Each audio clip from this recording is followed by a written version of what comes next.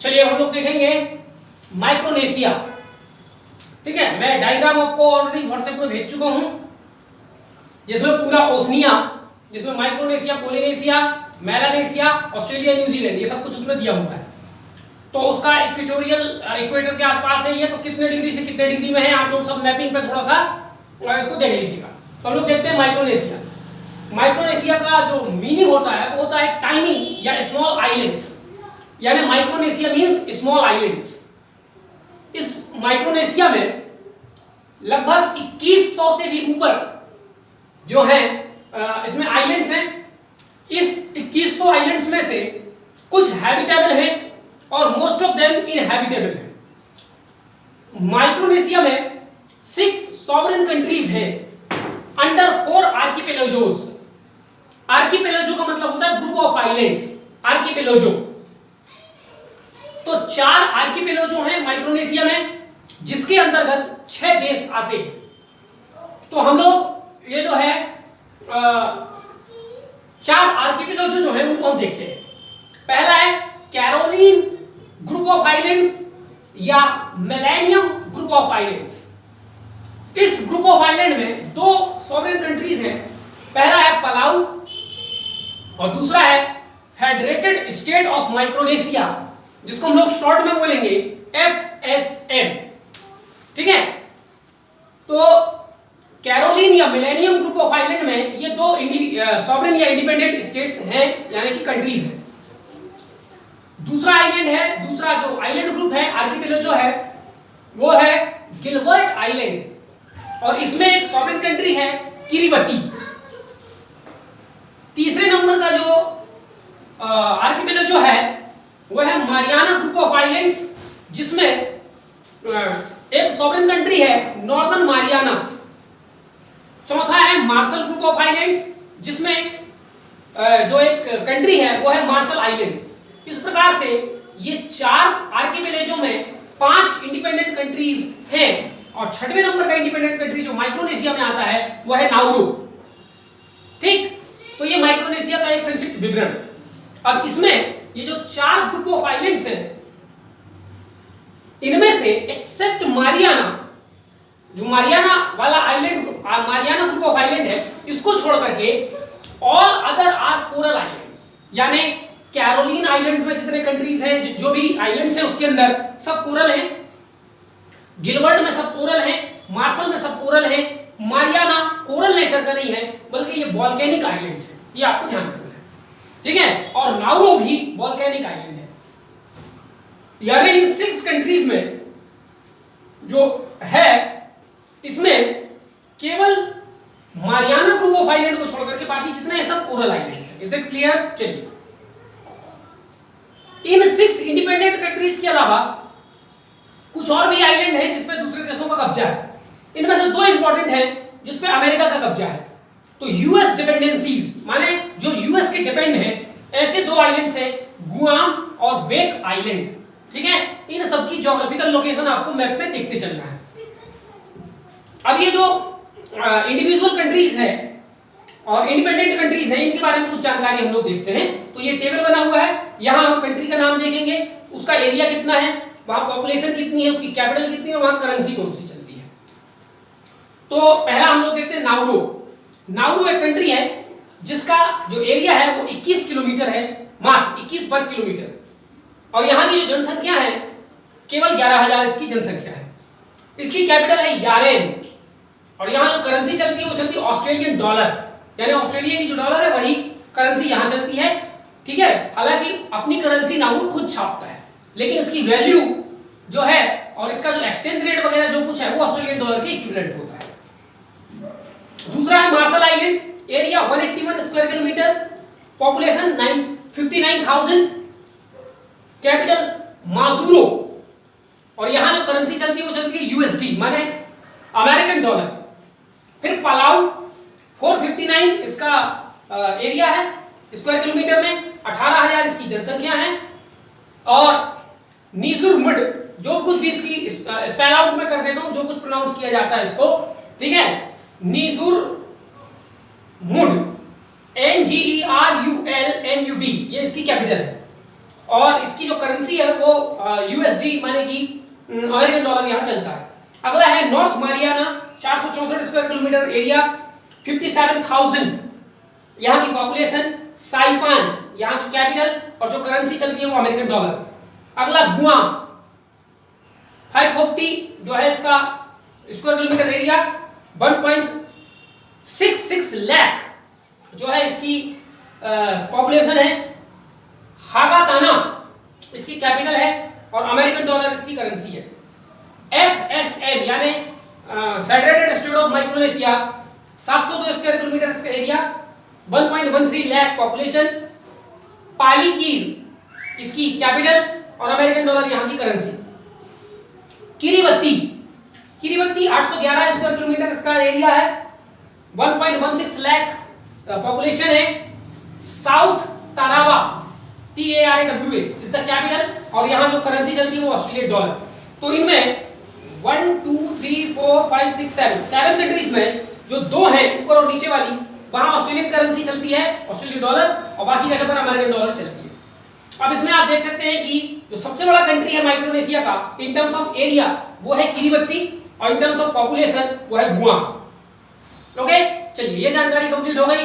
अब हम देखते हैं कि माइक्रोनेशिया की इकोनॉमी, माइक्रोनेशिया में जितने देश हैं उन सब की इकोनॉमी कैसे चलती है। तो उनकी इकोनॉमी का सबसे बड़ा आधार है टूरिज्म, दूसरे नंबर पे कोकोनट, वाइड अमाउंट में यहाँ पर कोकोनट होता है। कोरल आइलैंड्स जहां कहीं भी होता है वहां कोकोनट पाया जाता है।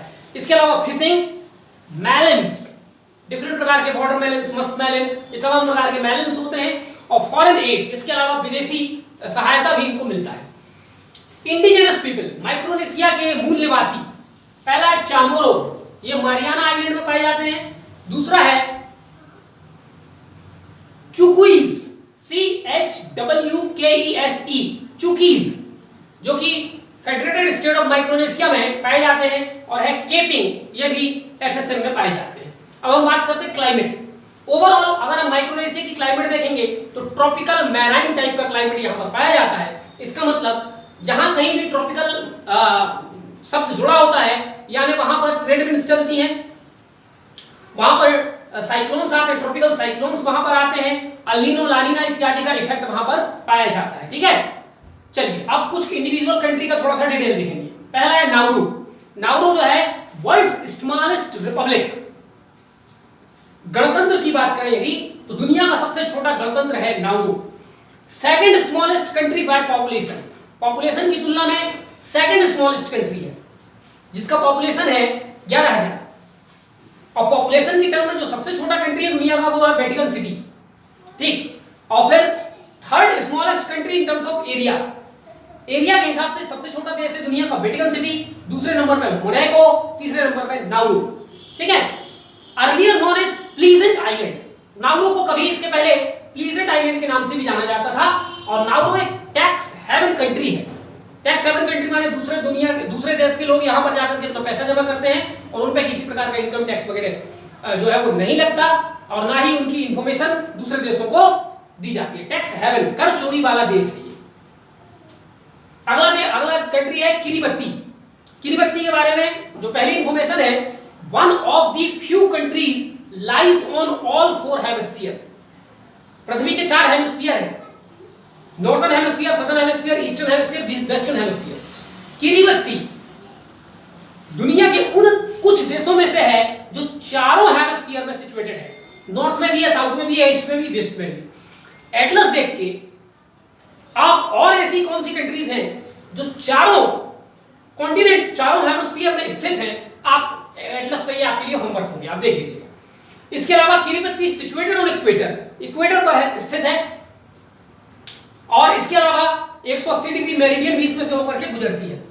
रिच इन फॉस्फेट रिजर्व्स, किरीबत्ती जो है फॉस्फेट चट्टानों से बना हुआ है पूरा, इसलिए यहां पर फॉस्फेट बहुत ज्यादा मात्रा में पाया जाता है। नेक्स्ट है मार्शल आइलैंड। मार्शल आइलैंड जो है वर्ल्ड्स लार्जेस्ट शार्क सेंचुरी। अब मार्शल आइलैंड का एरिया कितना, केवल 181 स्क्वायर किलोमीटर। फिर भी आप सोचोगे कि वर्ल्ड का लार्जेस्ट शार्क सेंचुरी यहाँ कितना बड़ा होगा, तो वो लैंड में नहीं है, उसके एक्सक्लूसिव इकोनॉमिक जोन जो है उस पे लगभग जो है 2 लाख वर्ग किलोमीटर में फैला हुआ है शार्क सेंचुरी। ठीक है, समुद्र में है। तो ये दुनिया का सबसे बड़ा शार्क सेंचुरी है जो कि मार्शल आइलैंड में पाया जाता है। मार्शल आइलैंड ने अपनी खुद की एक क्रिप्टो करेंसी जारी की है और उसको उस देश में लीगल मान्यता दी गई है। उस क्रिप्टो करेंसी का नाम है सॉवरेन। तो sovereign is the crypto currency of Marshall Island which is a legal tender in this country. Majuro जो कि कैपिटल है मार्शल आइलैंड की, Majuro is world's largest tuna transshipment port.